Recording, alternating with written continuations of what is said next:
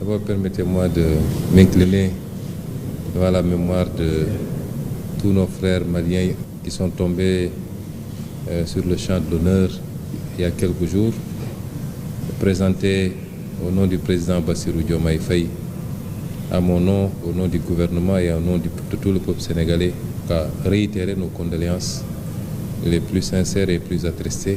Comme je le dis, le Mali et le Sénégal, c'est un seul et même peuple.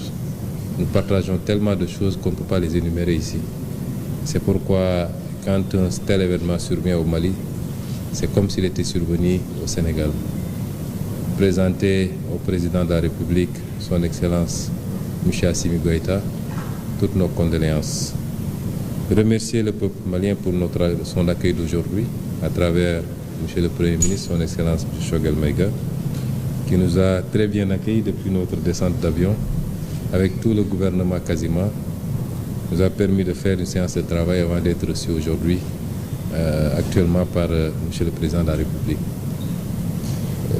Cet entretien a été très instructif, nous a permis de passer en revue toutes les questions de l'heure, de discuter de manière ouverte, non pas de manière protocolaire ou solennelle, mais en frère.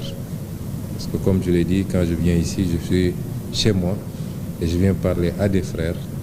On a parlé sans filtre, comme on dit, pour échanger sur les grandes questions de l'heure, aussi bien au niveau national, au Sénégal comme au Mali, que dans le cadre beaucoup plus large de ce qui se passe dans la sous-région et dans le monde. Donc je tiens particulièrement à me satisfaire de cette rencontre qui nous a permis, en tout cas, je crois, de, comme on l'a toujours fait entre le Sénégal et le Mali, de mieux rapprocher nos positions. Monsieur le Premier ministre, l'opinion pense que de plus en plus vous changez de discours vis-à-vis des pays de l'AES. Est-ce que vous maintenez votre discours panafricaniste? Vous savez, il y a quelque chose que nous devons éviter. C'est de mettre les émotions au devant de tout. Les questions qu'on gère sont des questions extrêmement sérieuses. Il ne me sera jamais reproché, on ne sortira jamais une seule déclaration que j'avais faite avant qui diffère des déclarations que je fais aujourd'hui. Notre position a été très claire depuis le début.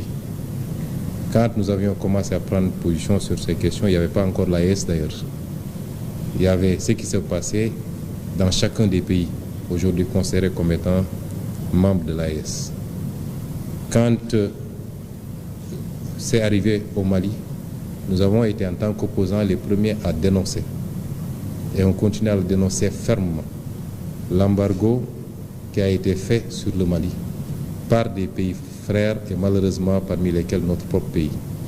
Je l'avais au nom de mon parti dénoncé, je continue à le dénoncer et comme je l'ai dit, sous notre régime, ces genres de pratiques ne pourront jamais prospérer et personne ne passera par le Sénégal pour soit déstabiliser le Mali ou aucun autre pays frère ou alors lui imposer des sanctions de cette nature. Cela n'a pas changé, ça ne changera pas. Quand il a été question d'une intervention au Niger, ma position a été très claire. De ma cellule de prison, j'avais fait une publication pour dénoncer cela et mettre en garde les chefs d'État de la CEDEAO. Cela n'a pas changé aujourd'hui.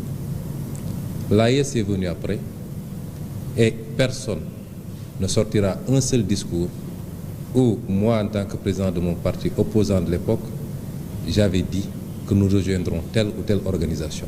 Il faut arrêter ces amalgames. Nous n'avons jamais pris position pour dire que le Sénégal va rejoindre telle organisation ou telle autre. Ça, c'est la première chose. Nous sommes tous des pays souverains. Nous nous respectons. Nous devons nous respecter dans nos choix souverains. Et nous respectons le Mali dans ses choix. Nous respectons le Burkina dans ses choix. Nous respectons tout le monde, des choix que nous comprenons, puisqu'on a toujours dit, et je l'ai rappelé bien après avoir été Premier ministre, que beaucoup d'erreurs ont été commises par les chefs d'État de la CEDEAO et que souvent on s'est intéressé beaucoup plus aux symptômes qu'aux causes réelles qui nous ont conduits à cela. Ça n'a pas changé chez nous. Alors qu'est-ce qu'on nous reproche? D'avoir ou d'être en train de travailler pour continuer à réunir la famille. Depuis quand on peut reprocher à un panafricaniste de faire tout pour qu'on reste dans des cadres solides plutôt que de nous diviser. C'est ça là qu'on nous reproche. Et donc ça veut dire qu'on a changé. Et je l'ai dit, quel que soit l'aboutissement ou le choix qui a été fait, cela ne changera absolument rien dans nos relations avec chacun des pays et les cadres qui seront mis en place. Au contraire, ça pourrait même les renforcer.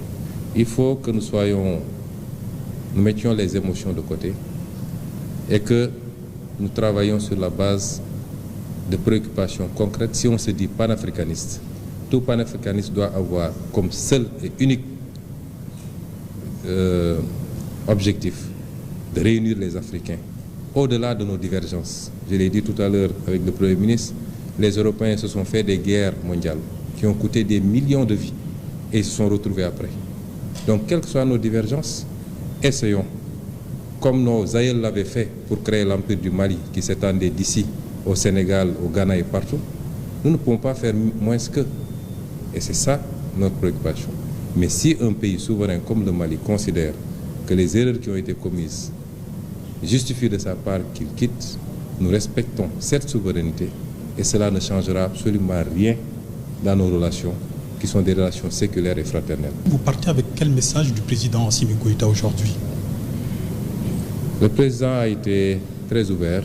On a eu une discussion très franche, très fraternelle. Et j'apprécie bien toutes les recommandations qu'il a eu à formuler parce qu'il souhaite le bien du Sénégal, qui est un pays frère. Donc, les alertes sur ce phénomène de terrorisme et son évolution, les recommandations qu'il a données, et surtout, on est sur la même longueur d'onde qu'entre le Sénégal et le Mali. Les considérations externes, exogènes à cette relation ne peuvent pas impacter cette relation. Nous resterons unis, conformément aux réalités géographiques, historiques, économiques, sociales, sociétales même, qui nous imposent d'être deux pays très unis et de continuer à coopérer dans tous les plans. Et ça, c'est extrêmement fort. Au moins, je sors d'ici avec la certitude qu'on a exactement la même compréhension de ce que devraient être nos relations. Car je le remercie très fort et je remercie tout le peuple malien.